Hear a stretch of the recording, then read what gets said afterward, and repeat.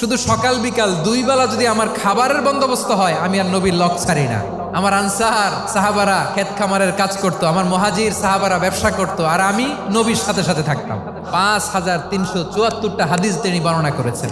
সবচেয়ে বেশি হাদিস বর্ণনাকারী সাহাবী আবু হুরায়রা রাদিয়াল্লাহু তাআলা আনহু। বিড়ালের বাবা কি করতেন? খালি হাদিস মুখস্থ করতেন। হাদিস প্রিজার্ভেশনের কাজে বিশ্বনবী ওনাকে কাজে লাগিয়েছেন। উনি একদিন বলেন, ইয়া রাসূলুল্লাহ আসমাউ মিনকা কাসীরান ফালা আহফাজু। নবী, অনেক কথা শুনি, আমার মনে থাকে না। বিষ্ণু বললেন, তাই তোমার চাদরটা বিছাও। আবু হুরায়রা বিছালেন। বিশ্বনবী হাত বুলায় দিলেন। এরপরে অনেক হাদিস বর্ণনা করলেন। আবু হুরায়রা বলে, তারপর থেকে বিশ্বনবী যাই বর্ণনা করে আমি শুনি আর একটাও বলি না। এখন সুবহানাল্লাহ। বিশ্বনবী ওনাকে নবীর এই যে লক্ষ হাদিস প্রিজার্ভেশনের এই দায়িত্ব দিয়েছেন সাইয়েদনা আবু হুরায়রা রাদিয়াল্লাহু তাআলা আনহুকে। আপনারা কি খেয়াল করেছেন কত বড় চৌকস ট্যালেন্ট হান্টার ছিল আমার নবী? এক একজনের এক এক ট্যালেন্ট, এক একজনকে এক এক দায়িত্ব দিয়েছেন, এক একজনের প্রতিভাকে এক একভাবে বিকশিত হওয়ার সুযোগ দিয়েছেন। আওয়াজ করে বলেন ঠিক কি না?